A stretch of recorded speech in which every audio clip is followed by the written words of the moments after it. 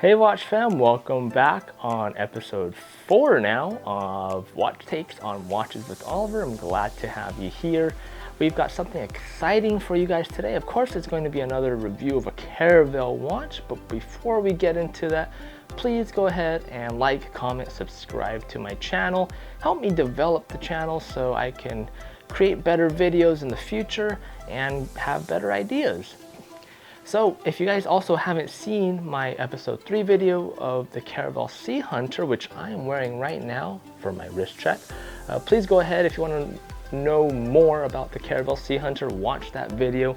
I definitely will do a redo of that. There are some things that I've identified that I wanted to talk about that I didn't get a chance to and that I could do better on. So look forward to the upcoming weeks and months for that video because I definitely want to redo on the Caravelle Sea Hunter.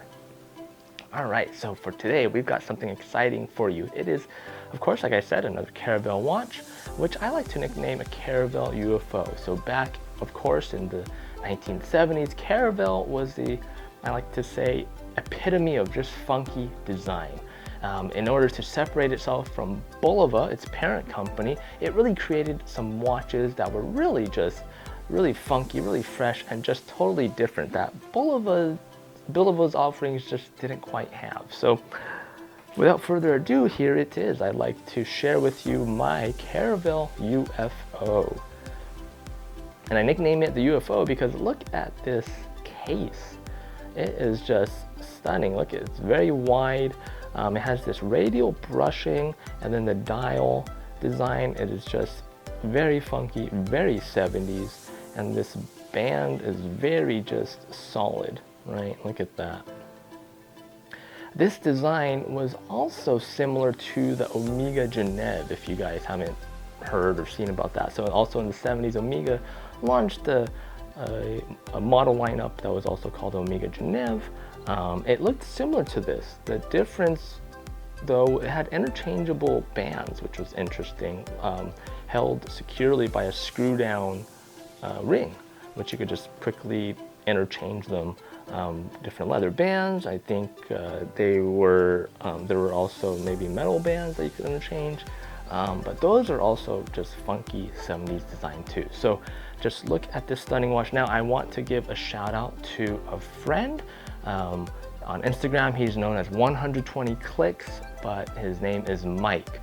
If you guys don't know him, I like to call him Mr. Jetstar. So he is a Bulova aficionado. His forte is on the Jetstar. He's the only person that I know of that has the complete lineup of all the Jetstars in possibly the world. And they are all in full working order. They are completely restored by him, and he's done a phenomenal job. And he's done a phenomenal job on this watch. He restored a lot of the band, the case, and especially this radial finish, this radial brush finish, which I have no idea how to do that, but he was able to do it by hand. So he did a great job on this watch. So shout out to him, Mike. Thank you very much. You did great work on this. 120 clicks is his handler. And if you guys also don't know, he has a podcast. He's a founder of a podcast that is called, which I've mentioned before in episode 1, it is called the Spring Bar Podcast. So I'll put that down below. If you guys have not listened to it, it is on Spotify, it's on YouTube. Go ahead and listen to it. It is a great series of episodes in terms of watches and just anything watches in general. So listen to him and Joe and occasionally KC and maybe some other special guests on that channel. So his handler is 120 clicks. His podcast is the Spring Bar Podcast. So go ahead and check him out. But I really appreciate it, Mike. Thank you very much. So we are going to go onto the bench and take a look at this watch closer because there's a few quirks I think that stand out that I've never really seen in any other watches. It is a very unique watch that again, you know, that design language doesn't really have any other models today looking like this, and a little bit of quirks and features that also had that I could go over with you. So let's go head back into the workbench and let's take a look at this closer. All right, guys, so here we are on the workbench, and here is the Caravelle UFO. So look how stunning that is. A bright red second hand with this two-tone blue inner track on the dial, followed by a black outer track on the dial. And if you look closely, you can see that the dial markers are red right there on the black, and then they're white on it. So, and it has this really nice radial brush finished all around. Excellent work, again, done by Mike on 120 clicks. So here's some specifications. So I've got the caliper here. Let's go ahead and see what we're looking at. So with the crown, you're looking at approximately 46.1, which is probably reduced a little bit to like 45.1 on it. So, you know, in today's standards, that's kind of normal, especially because watches are getting bigger nowadays. But back then, that was pretty big. And look at that case profile right there, hence the name UFO. So case profile for thickness, you are looking at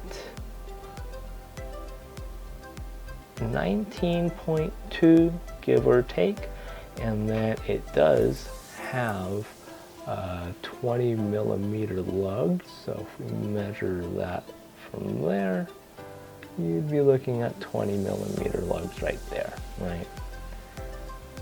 But this bracelet is the stock bracelet on it. It is a very solid bracelet. Look at that, no flex. It's Caravelle stamped on the buckle right there, but no flex. If I had to guess, this bracelet might be a Chrysler or a Prospect, but there are no markings on the band here, so it's kind of hard to tell, you know, which manufacturer created it, but definitely very 70-ish. Now, this is an interesting feature of this watch. So in order to change the date, all you have to do, now this is what I really call quick set, is push the crown inward.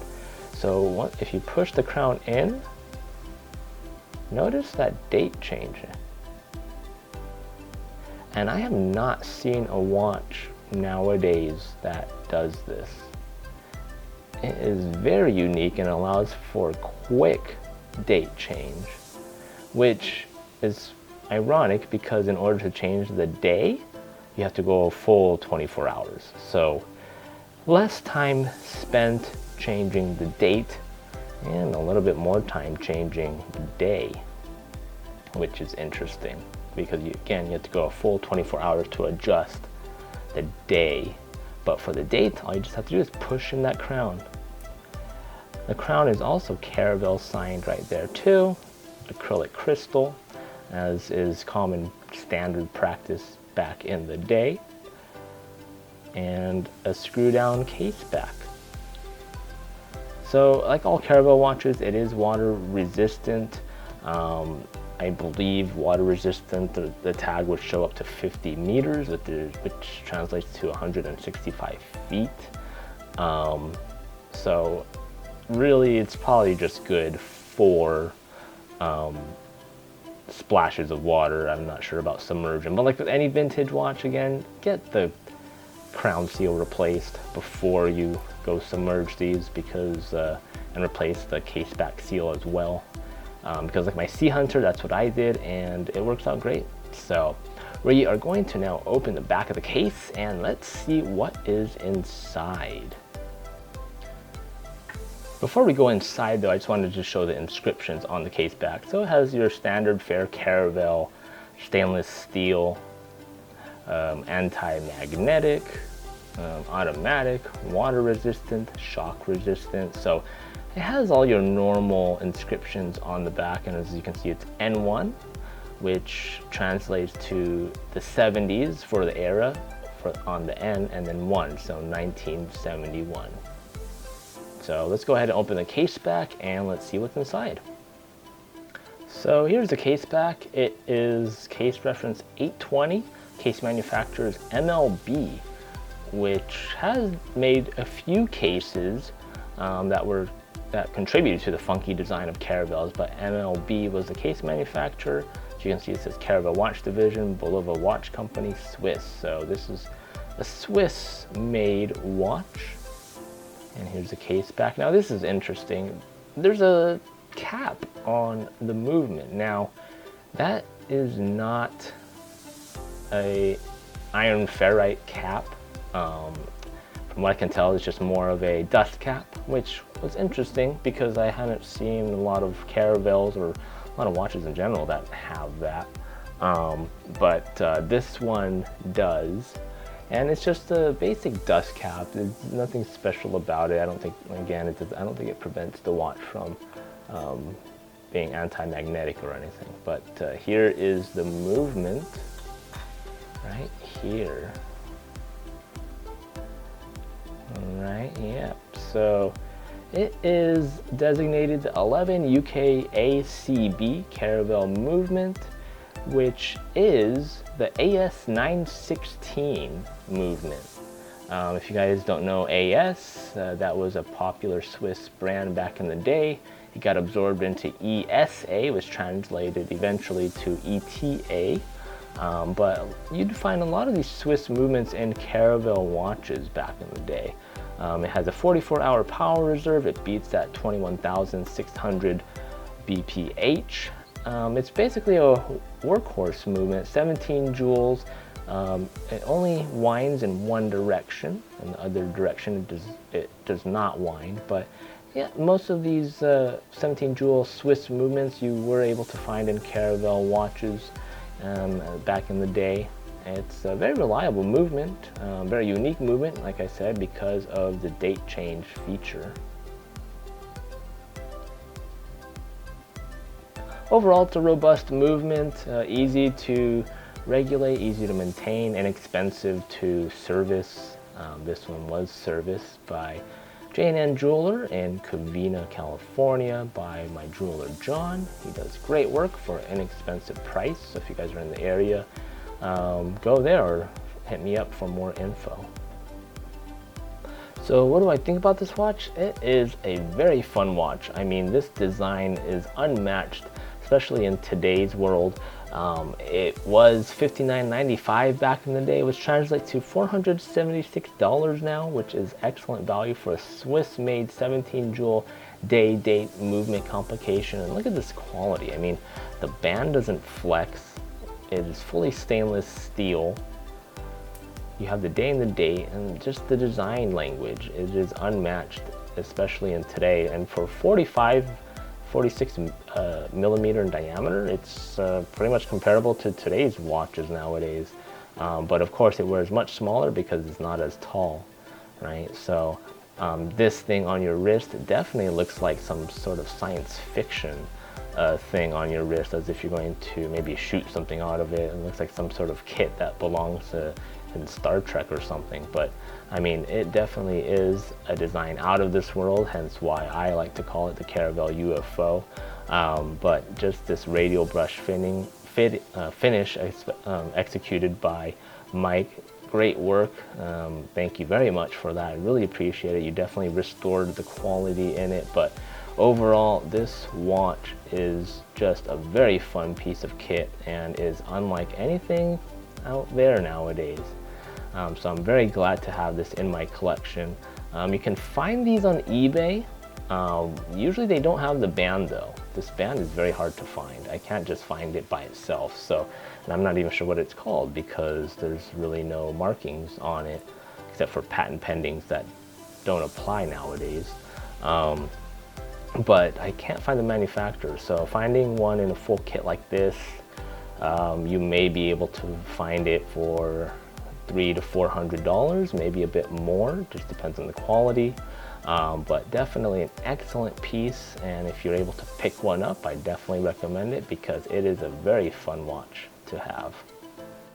Well, that's all I've got on my Caravelle UFO. I hope you guys enjoyed the review. If you guys have any comments or questions, put them down below. I'll be more than happy to answer them and communicate with you guys. Any feedback you have is very valuable, so please go ahead and like, comment, share, subscribe to my channels. I really appreciate it, and look forward to some more Caravelle videos in the future. So again, thanks very much for your time in watching my episode, and we'll see you on the next one. Take care.